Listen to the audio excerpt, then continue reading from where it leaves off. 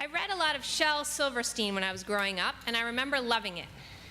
So last week, I pulled out The Giving Tree to read with Kate before bed. Have any of you ever read The Giving Tree?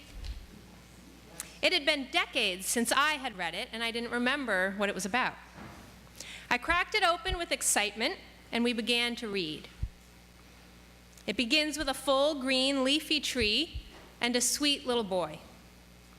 The little boy visits the tree, referred to exclusively with female pronouns, every day, climbing her to swing from her branches, gathering her leaves to make crowns for his imaginary kingdom, eating her apples, napping under her branches. We are told that the tree loves him, and that each day he comes, she is made happy. As he grows, he plays less and less with the tree, and she becomes lonely. He returns now and again, but only to take things from her. Apples to sell so that he might have money to buy things. Her branches so that he might build himself a lavish house. Eventually, her trunk to build himself a boat so that he might sail away from the mess he has made of his life. She gives him all of these things, and each time he returns, we are told that she is made happy. Eventually, the boy, now an old man, returns again to the tree. "I'm sorry, boy," she says, "but I have nothing left to give. I'm just an old stump." "I don't need much," he says, "just a place to sit and rest." And so, quite amazingly, but not so unexpectedly, she turns out to actually have more to give, and gives him the very last that she has. The book ends with her, just a stump, all her arching branches, leafy greenness now gone, supporting her old man as he sits. The last sentence that accompanies this scene is, "And the tree was happy." Kate closed the book. "What?" I thought. I remembered the silliness of Shel Silverstein's poetry, but this?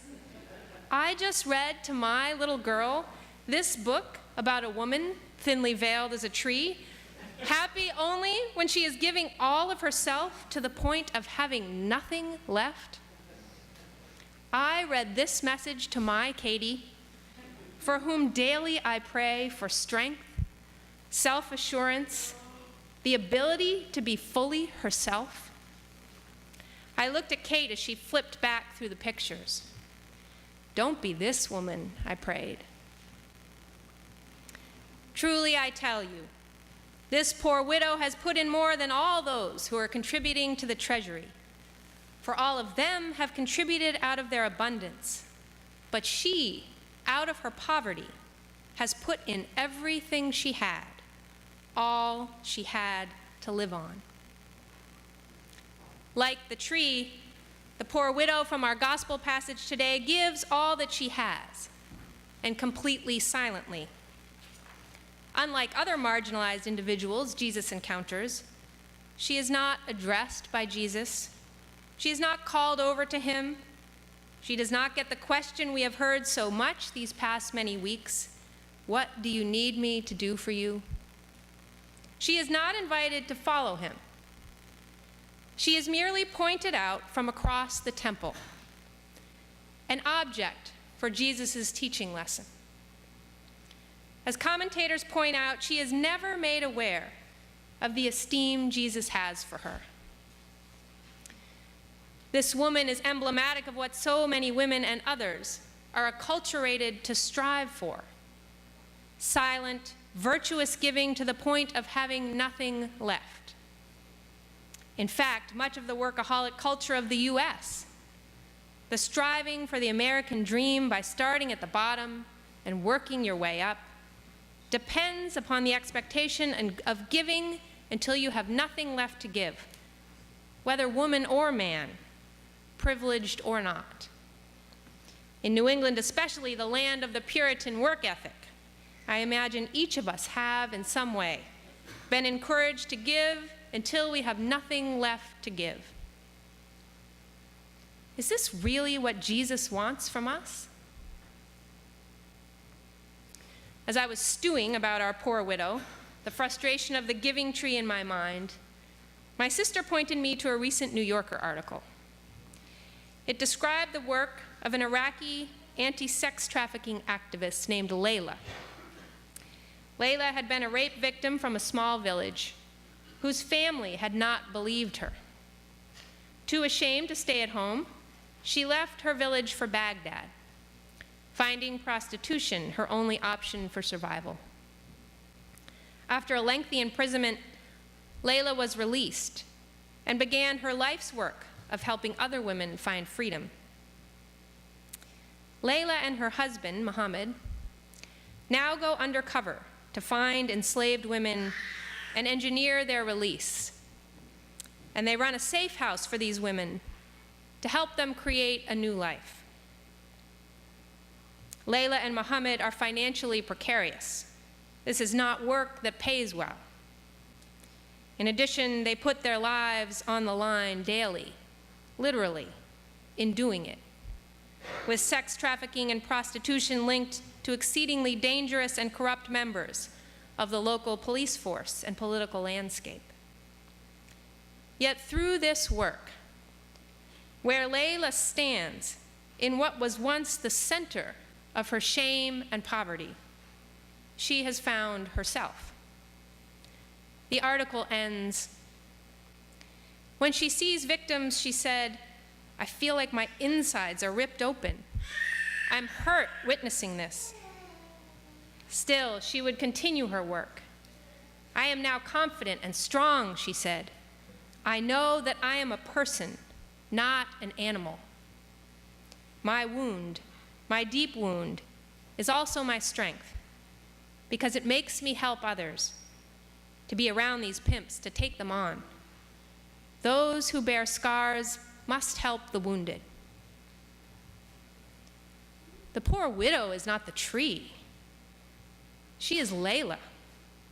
Layla, who claims her vulnerability and gives radically from it the very things she needs most: affirmation, respect, safety, love. Layla has given out of her poverty, her place of deepest need and shame, and has fallen not further into poverty, not further into silence, but instead has found her very self, her own identity as a beloved child of God. Layla gives that which she needs most, not to the oppressive hierarchy of her time, like the tree perhaps, but to the least. As the Gospel of Matthew's Jesus tells us, "Just as you did it to one of the least of these, you did it to me." Layla gives to Jesus himself. This kind of giving, when giving to God or to Christ, is not depleting, self-squashing giving. It is transforming, self-making, life-giving giving. Just as Layla has received new life, so too did our widow. Although not in her own day, herself was eventually transformed from the symbol of shame and marginalization she was in her own culture to the symbol of Christ-like behavior she is to us 2,000 years later.